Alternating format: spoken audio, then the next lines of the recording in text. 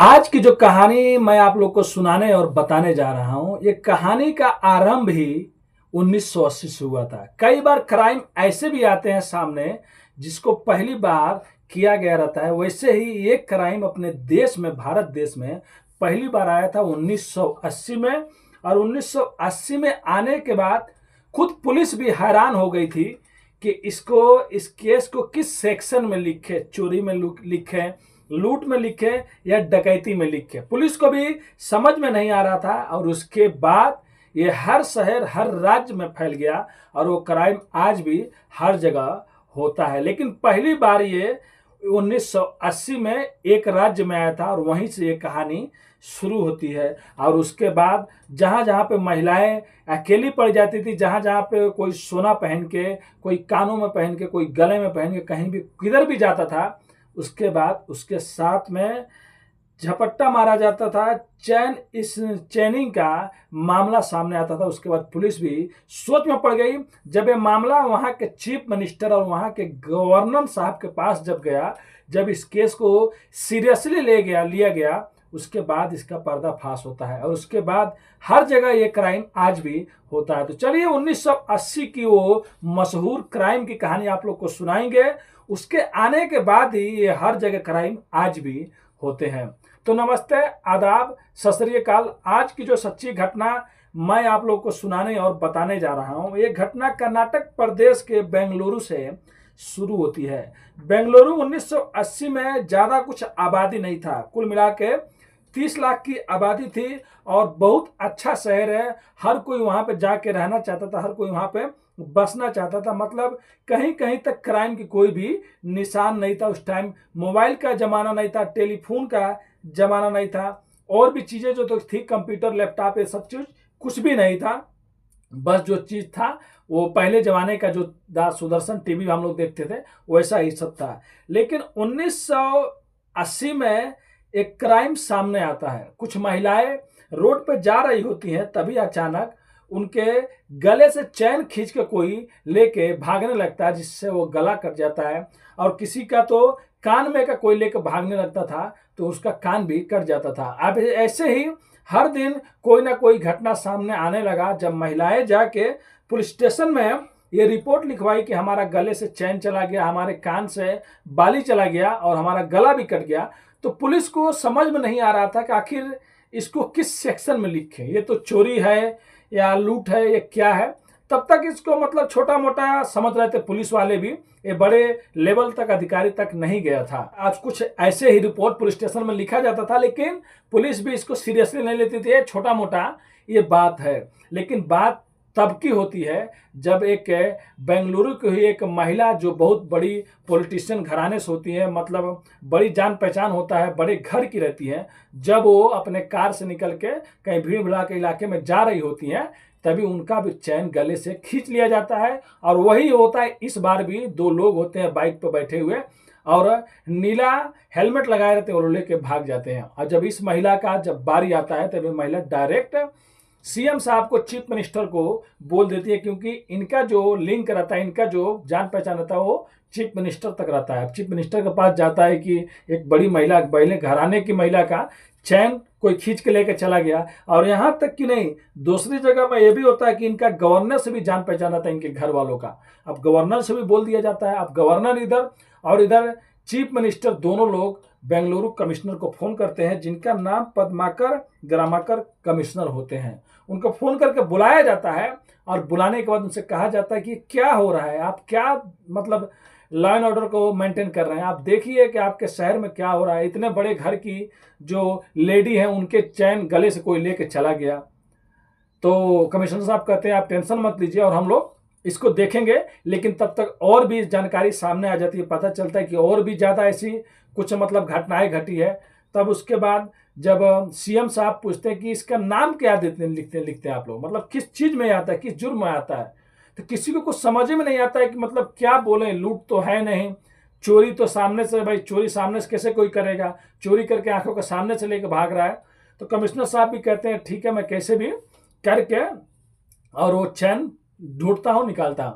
उसके बाद कमिश्नर साहब जितने भी बड़े बड़े अफसर होते हैं सबको कहते हैं, सबको अलर्ट पर लगा देते हैं कि कैसे भी वो चैन चाहिए और पता करो कौन से ऐसे आदमी है जो चैन को झपट्टा मार रहे हैं और ऐसे लूटपाट मचा रहे हैं। बाद में पता चलता है कि एक साल में 45 केस दर्ज हुआ था, लेकिन कोई भी सॉल्व नहीं हो पाता था। उसके बाद एक टीम बनाया जाता है, एक ऑपरेशन टीम बनाने के लिए उसका नाम टाइगर रखा जाता है, ऑपरेशन टाइगर, उन लोगों को पकड़ने के लिए। अब टीम बनाने के बाद भी इधर आए दिन चैन का मतलब क्या बोलते हैं, झपट्टा मारना, चैन छीनना, चैन लूट कर लेके चले जाना। उसके बाद कमिश्नर साहब को भी समझ में नहीं आता, ऊपर से उधर गवर्नर साहब का प्रेशर है, चीफ मिनिस्टर का भी प्रेशर है, और भी बड़े बड़े अधिकारी लोगों का भी प्रेशर है। दिन पे दिन ये बढ़ते जाता है और धीरे धीरे करके पूरे बेंगलोर में फैल जाता है। अब उसके बाद टीम में एक ट्रैफिक इंस्पेक्टर जो होते हैं उनका नाम अशोक कुमार रहता है, और उनके हेड कांस्टेबल जिसका नाम अल्लाह बख्श होता है। इनको भी इसमें जोड़ा जाता है कि आप लोग ट्रैफिक पर रहते हैं और उन पुलिस वालों का काम है ट्रैफिक मतलब देखना, ट्रैफिक का रूल फॉलो कराना, लोगों को सही रास्ता दिखाना। लेकिन यहाँ पे उन लोगों को भी जोड़ा जाता है क्योंकि वो लोग वहाँ पे रहते हैं। अगर कभी वो चोर लोग उधर से गए तो ये लोग अगर पहले से मालूम रह गए ऑपरेशन में तो शायद ये लोग भी हेल्प करेंगे। और जो अशोक कुमार होते हैं ट्रैफिक इंस्पेक्टर, ये पहले भी पुलिस का हेल्प कर चुके रहते हैं। उनका काम रहता है ट्रैफिक का, लेकिन वो ट्रैफिक से हट के इंसानियत दिखाते हैं। फिर उनको भी इस ऑपरेशन में शामिल किया जाता है। लेकिन बाद में जब अशोक कुमार कहते हैं कि अगर मेरा कभी उन चोरों से सामना हो गया तो मेरे पास तो रिवॉल्वर है नहीं, और उस time traffic inspector, traffic police वालों को मतलब कोई भी रिवॉल्वर नहीं दिया जाता था। उसके बाद वहाँ के जो कमिश्नर साहब रहते हैं खुद उनके कहने पे एक सर्विस रिवॉल्वर अवेलेबल कराया जाता है अशोक कुमार के लिए। कभी अगर दिख गए, अगर पकड़ सकते तो पकड़ लेना, गोली चलाना पड़े तो गोली चला देना। अब अशोक कुमार को रिवॉल्वर मिल जाता है, इधर पूरा जांच होने लगता है हर जगह बेंगलुरु में, लेकिन वो चोरों लोगों का कोई भी ठिकाना नहीं मिलता था। एक महीने में 10-15 बार तो हो ही जाता था। अब कमिश्नर साहब को भी समझ में नहीं आ रहा था, ऊपर से चीफ मिनिस्टर साहब, गवर्नर साहब ये भी कहते थे कि जब तुम एक छोटा मोटा केस नहीं सॉल्व कर पा रहे हो तुम लोग, तो बड़ा कोई क्राइम हो जाएगा तो कैसे सॉल्व करोगे, कैसे रोकोगे। अब इधर पुलिस का भी बेइज्जती हो रही थी कि इतना छोटा सा क्राइम में कोई छीन के लेके जा रहा था। उन लोग के लिए छोटा सा था, लेकिन ये पहली बार सामने आया था। और उसके बाद जब कमिश्नर साहब अपने अफसर लोग से पूछते हैं, जिस जिस पुलिस थाने में ये रिपोर्ट लिखवाया गया रहता है कि तुम लोग इसको क्या लिखते हो, किस सेक्शन में लिखते हो, तब वो लोग कहते हैं कि ये तो चोरी में लिखते हैं हम लोग। तो कमिश्नर साहब कहते हैं ये चोरी कैसे है, वो लोग आंखें के सामने से लेके जा रहे हैं तो चोरी कैसे हो सकता है, जो कानून बना है वो चोरी से नहीं कर सकते हैं। बाद में इसे लूट का और राबड़ी का केस लगाया जाता है, रोबड़ी का, इसमें जान भी जा सकता है। चोरी से ज्यादा इसमें मतलब सजा होती है। अगर वो लोग राबड़ी कर रहा है, गले में से निकाल रहा है, गला कट जाता है, किसी का जान भी जा सकता है। तो राबड़ी का और लूट का केस सेक्शन में दर्ज होने लगता है। उसके बाद एक दिन ऐसा आता है कि 1980 से 2 साल बीत जाता है, 3 साल बीत जाता है, फिर भी ये मामला नहीं रुकता है। लेकिन एक दिन ऐसा आता है कि जो इंस्पेक्टर होते हैं अशोक कुमार, ट्रैफिक इंस्पेक्टर और उनका हवलदार, ये लोग भी परेशान हो गए रहते हैं। तो 1984 में एक 23 अक्टूबर को एक फिल्म लगा रहता है बेंगलोर में। तो कहते हैं कि यार चलो आज फिल्म ही देखेंगे, और फिल्म देखने के बाद जो होगा बाद में देखा जाएगा। उसके पहले जो कमिश्नर साहब रहते हैं एक ऐलान कर दिए होते हैं, जितने भी बेंगलुरु में पुलिस वाले हैं पूरे कर्नाटक में, अगर कहीं भी चैन का कुछ भी छीना वाला है, कान में का बाली का कुछ भी का हो रहा है, तुरंत हाकी टाकी पर मैसेज देगा कि अगर दूसरे वाले पुलिस जिस राज्य में या किधर भी किसी भी साइड में है तो उनको भी खबर सुनाई दे, जिससे पीछा करने में अच्छा रहे। अब ये नहीं है कि यहाँ पे हुआ है तो वहां पे, जहां भी हो तुरंत सबको खबर दिया जाए।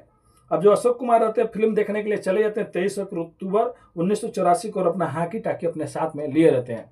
अब अल्लाह बख्श टिकट कटाने के लिए अंदर गया होता है, तभी एक हाकी टाकी पे मैसेज आता है आए कि जहाँ पे सिनेमा हॉल देखने गए थे, मतलब सिनेमा देखने गए थे, वहां से थोड़ा सा दूर पे ही चैन का स्चैनिंग हुआ रहता है, मतलब चैन कोई छून के भाग रहा होता है।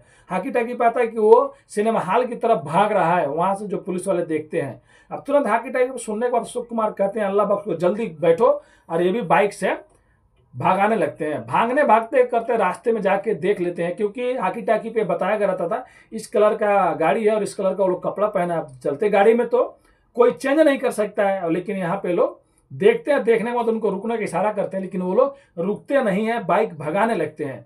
और उसके बाद जो अशोक कुमार रहते हैं एक फायरिंग करते हैं रिवॉल्वर निकाल के, दूसरा फायरिंग करते हैं, दोनों गोली बच जाता, लगता नहीं है। अब वो लोग भाग ही जाते, लेकिन अशोक कुमार जो रहते हैं सब इंस्पेक्टर, वो गाड़ी स्पीड चलाते हैं और अपना गाड़ी ले जाकर उसके गाड़ी में टक्कर मार देते हैं। अब दोनों गाड़ी जैसे टक्कर होने लगती है, वो गाड़ी गिर जाती है।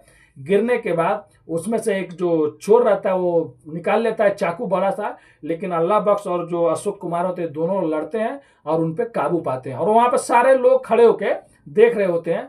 तभी हाकी टाकी पर मैसेज जाता है। तुरंत कमिश्नर साहब भी कुछ मिनटों बाद वहां पे पहुंच जाते हैं, क्योंकि कमिश्नर साहब भी अब ये बोल कर रखे थे कि यार इतना बढ़ गया, कोई भी घर नहीं जाते थे।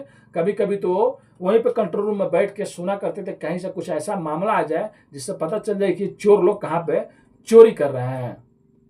अब ऐसे करते करते जब कमिश्नर साहब पहुंचते तो कहते हैं कि आप लोग इतना ज्यादा भीड़ लगाए हैं, आप लोग को बचाना चाहिए था ना, देखना चाहिए था कि 2 पुलिस वाले लड़ रहे हैं और 2 चोर लड़ रहे हैं। तब वहां के जो लोग रहते हैं कहते हैं कि मुझे तो मालूम था हम लोगों को कि यहाँ पे फिल्म शूटिंग होती है, क्योंकि हर आए ना दिन कोई ना कोई रोड पे फिल्म शूटिंग हुआ करता था। अब कमिश्नर साहब हंसने लगते हैं। उसके बाद उन दोनों को गिरफ्तार कर लिया जाता है। गिरफ्तार करने के बाद जेल भेज दिया जाता है, और जेल भेजने के बाद उन लोगों को अदालत 7 साल की सजा सुनाती है। बाद में ये पता चलता है कि वो दोनों लोग भाई थे, दूसरा कोई नहीं, वो दोनों लोग भाई थे जो बाइक पे और ऐसे चैन का छीनना, गले में से छीनना, कान में से छीनना, बहुत महिलाओं का कान भी कट जाता था, एक काम करते तो उनको जेल भेज दिया जाता है। लेकिन बाद में वहाँ के जो चीफ मिनिस्टर होते हैं वो 48,000 48,000 अशोक कुमार को देते हैं। उनके साथ में जो रहते हैं उनको भी इनाम दिया जाता है। फिर गवर्नर साहब के भी ओर से कुछ इनाम दिया जाता है, और उसके बाद जो कमिश्नर साहब रहते हैं इनके ओर से भी कुछ ना कुछ इनाम दिया जाता है, क्योंकि यही 2 ट्रैफिक जो पुलिस इंस्पेक्टर ट्रैफिक वाले रहते हैं यही लोग पकड़े रहते हैं। और इतना साल 3-4 साल में मतलब पूरा बेंगलुरु में ये लोग तहलका मचा दिए रहते हैं, छीन छीन के। कोई भी औरतें कान में और गले में तो पहनना दूर, वो लेके जाती भी नहीं थी कि शायद वो लोग आ जाएंगे। और उसके बाद उसी 48,000 से जो अशोक कुमार है वो बेंगलुरु में एक अपना बंगला खरीद लिया। और उसके बाद आज तो बहुत ज़्यादा उसका दाम होगा, वो सोच सकते हैं। 1980-84 की बात बता रहा हूँ, उस टाइम का 48,000 इस टाइम बहुत ज़्यादा होगा। तो ये थी कहानी आज की। उसी टाइम से ये चैन रोबरी और गले में से छीनना, कानों में से छीनना, उसके बाद ये अपने देश में आ गया। लेकिन उस टाइम अपने देश में ये फर्स्ट टाइम पे आया था। जैसे समझ लीजिए अभी 10-15 साल पहले ही कोई साइबर क्राइम जानता था, साइबर किसी को मालूम ही नहीं था 10-15 साल पहले कि कैसे किसी खाते से कोई पैसा निकाल लेगा, कैसे एक मैसेज जाएगा। लेकिन नया आया ना, साइबर क्राइम हो रहा है 10 सालों से, मैसेज कर रहे हैं, फ़ोन कर रहे हैं। अगर आप एक बार OTP बता दिए और भी कुछ बता दी तो पूरा बैठे बैठे बिना मर्डर का, बिना झगड़ा किए पूरा पैसा बैंक से चोर चुरा ले रहे हैं। तो उस टाइम में भी ये जो क्राइम है पहली बार आया था, और ये तो अभी हर जगह घट रहा है। तो ये कहानी सुनाने का उद्देश्य किसी का भी दिल दुखाना नहीं है, बस आप लोगों को सचेत और जागरूक करना है। मिलते हैं नेक्स्ट वीडियो में फिर से कुछ सच्ची कहानियों के साथ। अभी के लिए अलविदा लेते हैं आप लोगों से। धन्यवाद।